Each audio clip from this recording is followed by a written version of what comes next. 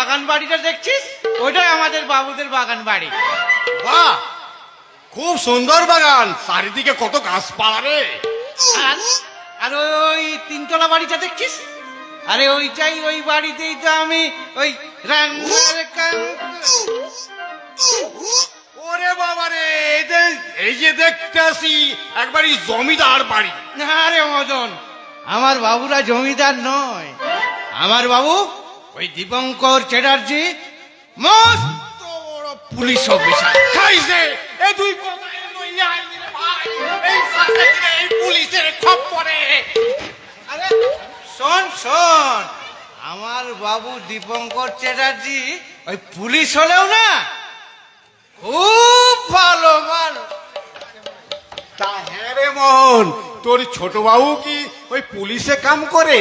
না না, শুভঙ্কর বাবু ব্যবসা করে। আরে ওই বড় বাবুই তো শুভঙ্কর বাবুকে টাকা দিয়ে না একখানা দোকান করে দিয়েছে। আর ছোট বাবু খুব ভালো মানুষ। হ্যাঁ, ওই দুই ভাইয়ে এক লগে এক সংসারে খায়েন। আরে কেন থাকবে না, ভাইয়ে ভাইয়ে খুব মিল।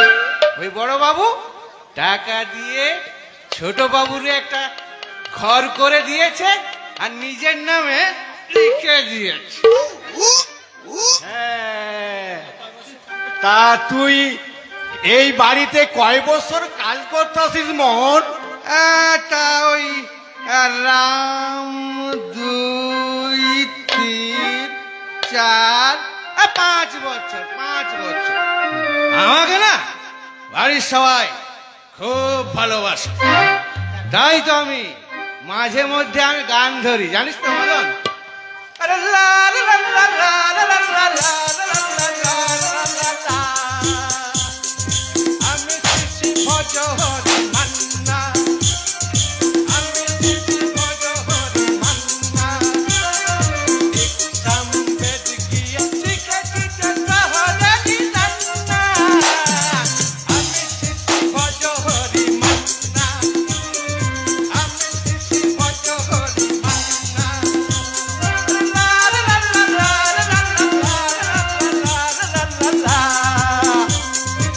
যাক, আমার কথা যাক, তা তো সবাই শুনলি। এ বাড়িতে এরপরে ওই কাম করবি তো? কাম করবো না মানে? কাম করার লগেই তো তোর সাথে আইছি। কাম না করলে ভাই খাইব কি? তুই আমার এই কামটা করাই দিস ভাই। আরে তাহলে চ, ওই ছোট বৌদিমণির সঙ্গে না দেখা করে আসি। আয় আয় আয় আয় আয় আয় মদন, আয়। আমারে দেখিস ভাই।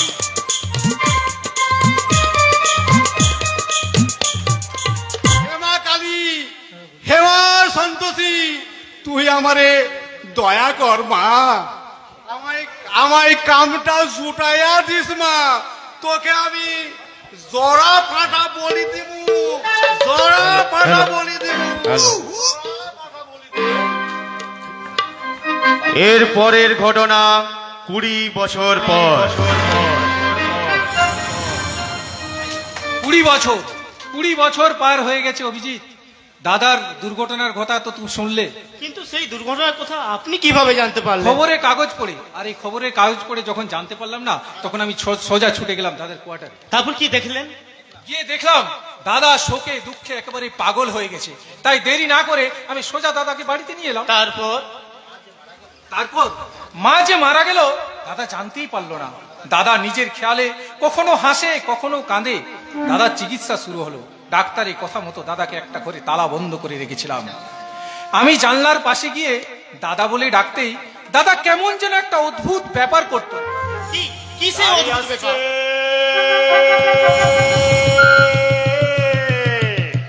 গাড়ি আসছে।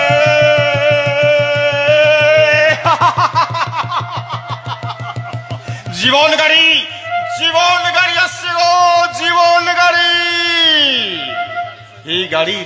এই গাড়ির একটি মাত্র কামরা, হৃদয় হচ্ছে গিয়ে তার ইঞ্জিন, আর এই পা দুটো হচ্ছে সেই গাড়ির চাকা। এই গাড়ি শৈশব, কৈশোর, যৌবন, বার্ধক্য আর এই প্রৌঢ়ত্ব 5টি সেশনে থামবে। ওইদিকে হচ্ছে একটি মাত্র কামরা, আর সেই কামরাতে থাকে ভগবান কিন্তু ওপরে থাকে। হয়তো আমার গাড়ি এসে গেছে। আমি গাড়িতে চড়ে বসলাম। এই প্যাসেঞ্জার বন্ধুরা, তাড়াতাড়ি করে আসুন। আমি আমার এই ঝুলিতে কত কিছু রেখেছিলাম স্নেহ, প্রীতি, ভালোবাসা, দায়িত্ব, কর্তব্য, শ্রদ্ধা আর ভক্তি, আর সেই জিনিসগুলোকে আমি শৈশব থেকে ফেরি করে আসছি। আপনারা কি নেবেন? তাড়াতাড়ি করুন, না হলে একবার যদি গাড়ি এসে যায় আমি কিন্তু নেমে পড়বো। কিন্তু এই তো আমার গাড়ি। ব্রেক কষে জীবন গাড়িটা আবার এসে গেছে। আমি চড়ে গেলাম, কিন্তু গাড়িটা যখন স্টেশনে নামবে ঠিক তখনই আমি নেমে পড়বো। আপনারা তাড়াতাড়ি করে আসুন। আমি নেমে যাচ্ছি জীবন গাড়ি থেকে। জীবন গাড়ির ফেরিওয়ালা।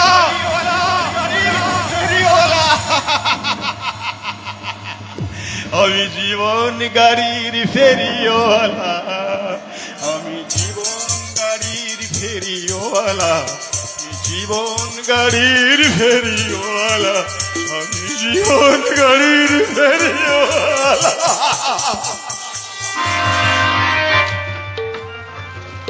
জীবন গাড়ির ফেরিওয়ালা, কি অদ্ভুত কথা। জীবন যেন গাড়ি আর মানুষ যেন ফেরিওয়ালা।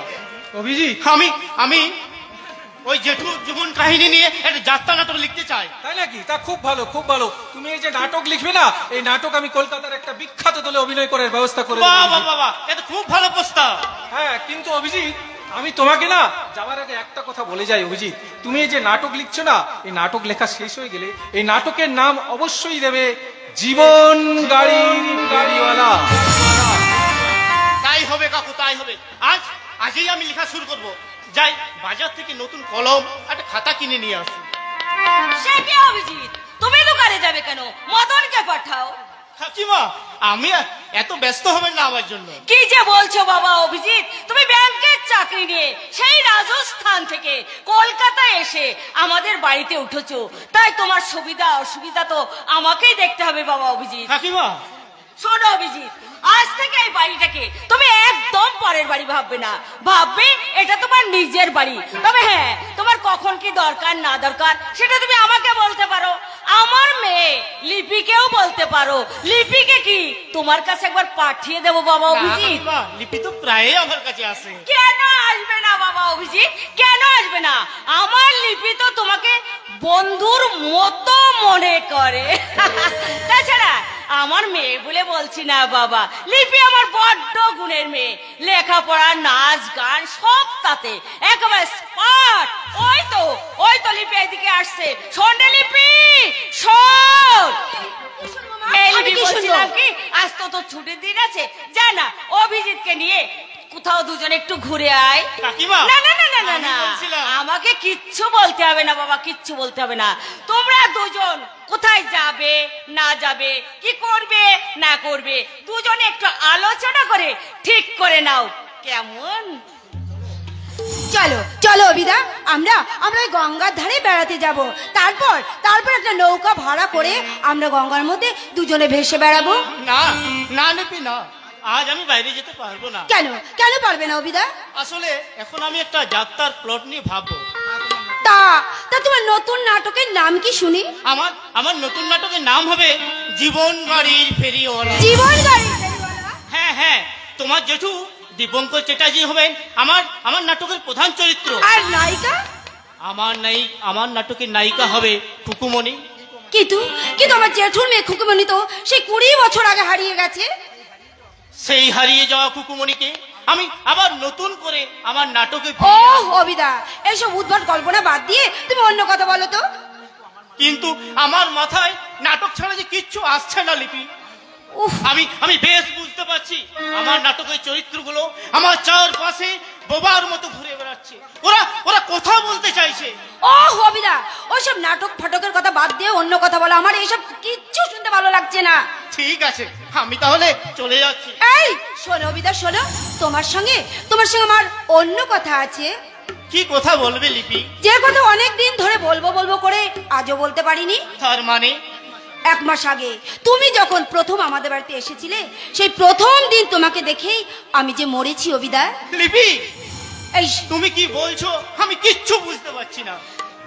তুমি আমার দিকে ভালো করে তাকাও, দেখো দেখো আমার চোখের দিকে কিসের নিমন্ত্রণ, আমার বুকের ব্যাকুলতা তুমি একটু বোঝার চেষ্টা করো অবিদা। লিপি, তুমি এমন করছো কেন? কারণ আমি যে তোমাকে ভালোবেসে ফেলেছি অবিদা। তুমি? ভীষণ ভীষণ ভালোবেসে ফেলেছি। না না লিপি, না। আজ থেকে আমি তোমার, আর তুমি শুধুই আমার। না লিপি, না।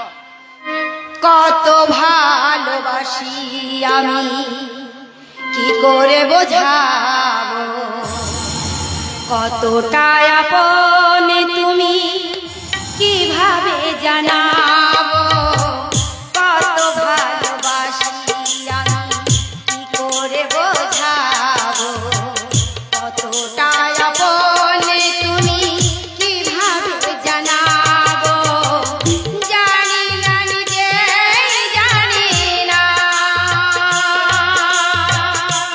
শুধু জানি তুমি ছাড়া আমি যে আমাকে ভাবিতে পারি না, কত ভালোবাসি আমি কি করে বোঝাবো, কতটা আপন তুমি কিভাবে জানাবো, কত ভালোবাসি আমি।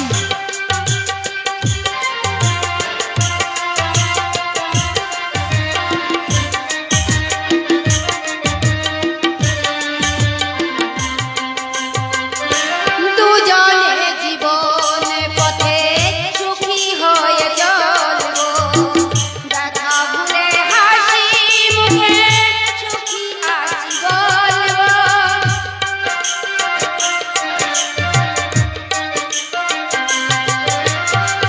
জানিয়ে জীবন পথে আলো ছায়া থাকবে, শুধু যে আশার ছবি ভালোবাসায় আঁকবে, তুমি নেই কাছাকাছি তবু আমি সুখে আছি, পারি না বলতে পারি না, শুধু জানি তুমি ছাড়া আমি যে আমাকে ভাবিতে পারি না, কত ভালোবাসি আমি কি করে বোঝাবো, কতটা আপন তুমি কিভাবে জানাবো, কত ভালোবাসি আমি, কত ভালোবাসি আমি, কত ভালোবাসি আমি। ওই কি হলো অবিদা, বলো না তুমি আমাকে ভালোবাসো, বলো না। না না না, কেন কেন অবিদা, আমি তোমার প্রস্তাবে হ্যাঁ বলতে পারবো না লিপি। কিন্তু কেন? আমি তোমার বাবার বন্ধুর ছেলে, চাকরি সূত্রে আমি রাজস্থান থেকে তোমাদের বাড়িতে এসেছি। অবিদা, তোমার বাবা মা আমাকে এই বাড়িতে আশ্রয় দিয়েছেন। শুভঙ্কর কাকু, দীপঙ্কর জেঠু আমায় যেমন ভালোবাসেন তিনি অনেক অনেক বেশি বিশ্বাস করেন, তাই অবিদা। তাই তোমাকে ভালোবেসে আমি ওদের ভালোবাসা হারাতে পারবো না লিপি। অবিদা, ওদের ভালোবাসা হারাতে পারবো না, আবার ওদের সাথে বিশ্বাসঘাতকতা করতে পারবো না। অবিদা, আমি নিরুপায় লিপি, তুমি আমায় ক্ষমা করো। অবিদা, পারলে তুমি আমায় ভুলে যাও, না। ভুলে যাও, ভুলে যাও। আমি তোমাকে কিছুতেই ভুলতে পারবো না, কিছুতেই না। তোমার সঙ্গে প্রেমের খেলায় আমাকে যে জিততে হবেই অভিদা, আমাকে যে জিততে হবেই। তোর দ্বারা কিছু হবে না রে লিপি। কেন ছোট মামা, কেন হবে না? তুই যদি সেই আদিকালের বদ্যি বুড়ির মতো সেজে থাকিস তাহলে অভিজিৎ তোর দিকে কোনদিন ফিরেও তাকাবে না। কেন কেন আমাদের ফিরে তাকাবে না? তুমি বলো ছোট মামা, তুমি বলো, আমার কি রূপ নেই নাকি আমার যৌবন নেই? এই যুগটা গেটআপের যুগ লিপি। যে মালের দাম, যে মাল যত বেশি ঝকঝকে সেই মাল বাজারে তত বেশি বিক্রি হচ্ছে। মামা, মালের কোয়ালিটি নিয়ে কেউ বিচার করে না রে লিপি, দেখছিস না? দেখছিস না বাড়িতে তৈরি শরবতের পরিবর্তে বাজারে তৈরি থামস আপ পেপসির মতো ঠান্ডা বিষ মানুষ কেমন অনায়াসে পান করছে। সত্যি বাবা, তুমি তুমি ঠিক বলেছো ছোট মামা, তুমি ঠিক বলেছো। কুমার মঙ্গল ঠিক কথাই বলে নিবি, কিন্তু এই কুমার মঙ্গলের কথা কে শোনে? আমি আমি শুনবো ছোট মামা, আমি তোমার সব কথা শুনবো। এবার এবার তুমি বলো, তোমার ছোট মামা তুমি বলো, তোমার মানে এই যুগে ছেলেদের কেমন মেয়ে পছন্দ করো? হিন্দি সিনেমার নায়িকাগুলো দেখিসনি? বিপাশা বসু, করিনা কাপুর, রিমি সেন, ঠিক এদের মতো মেয়েদের পছন্দ করে রে লিপি। ছোট মামা হ্যাঁ হ্যাঁ হ্যাঁ, মেয়েগুলো যেরকম ফিগার, সেইরকম পোশাক আর সেই রকম স্টাইল। ঠিক আছে মামা, আর তোমাকে বলতে হবে না, আর কিছু বলতে হবে না। এবার এবার আমি সব বুঝে গেছি। বুঝতে যখন পেরেছিস তখন নিজেকে তৈরি কর লিপি। কিন্তু কিন্তু কিভাবে ছোট মামা? বলো বলো, কিভাবে আমি নিজেকে তৈরি করব বলো না। প্রথমে আমি তোকে তৈরি করে দেবো। আমি প্রথমত ফিগারটাকে তৈরি করতে হবে, তার জন্য তোকে জিমে যেতে হবে, তারপর তোকে ব্যায়াম করতে হবে, তারপর তারপর তোকে খাওয়া দাওয়া হিসাব মতো করতে হবে। ও ছোট মামা, ও তুমি যে আমার কত বড় উপকার করলে। সত্যি মামা সত্যি, আজ থেকে তুমি শুধু আমার ছোট মামাই নয়, তুমি হচ্ছে আমার বন্ধু মামা। দাঁড়া দাঁড়া দাঁড়া, বলো বলো মামা, বলো কি? আরে রিপি, তোকে কিচ্ছু করতে হবে না। ওই বিউটি পার্লারে গেলে না, ওরাই তোকে সব করে দেবে। এখানে বস, আমি বলছি। আচ্ছা বলো। এই ধর, তোর নখ কেটে দেবে, তোর চুল কেটে দেবে, তোর ধূপ লাগ করে দেবে, তোর সমস্ত শরীরের লোম তুলে হোল বডি মেসেজ করে দেবে। সত্যি ছোট মামা, তুমি বুঝি রোজ নিয়মিত বিউটি পার্লারে যাও? হ্যাঁ, তা তো আমি যাই। আমি বিউটি পার্লার শুধু যাই না, জিমে যাই, সাঁতার কাটি, এবং আমি নিয়মিত খাওয়া দাওয়া কন্ট্রোল করি। কিন্তু কিন্তু কেন করো বলো তো? কেন? আরে আমাকে টিভি সিরিয়ালে শুটিং করতে হয় না, তার জন্য বডিকে তো ফিট রাখতে হবে, তার জন্য নাচ করতে হবে, গাইতে হবে। হাতে চাবি নিয়ে বসে আছে ভগবান, একদিন খুলে দেবে ভাগ্যের তালা। ভক্তরা আমাকে করবে পুজো, দেবে গলায় মালা। আমি নায়ক হব, মহানায়ক হব, আমি নায়ক হব, মহানায়ক হব।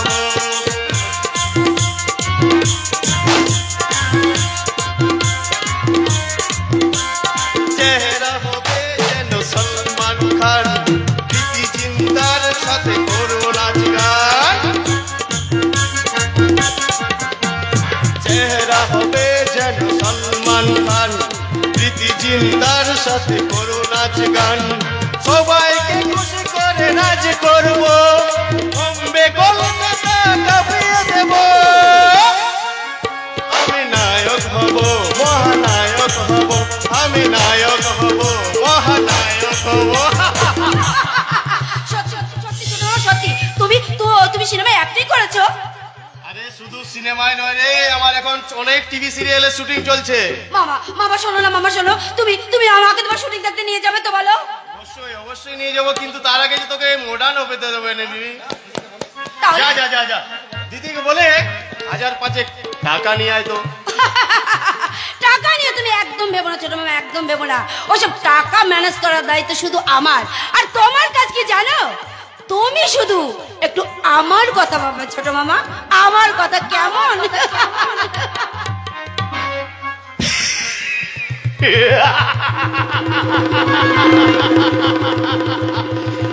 ভেবেছি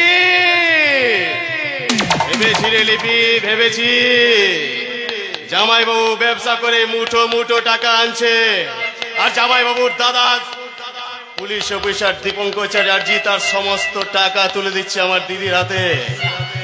শালা আমার দিদির টাকা রাখার জায়গায় নেই, আর দিদির তো একটাই মেয়ে, এত টাকা খাবে কে? আমি খাবো।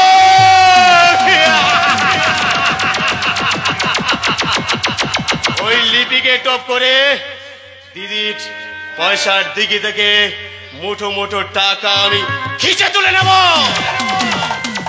আস্তে আস্তে আমি ওই টাকার মধ্যে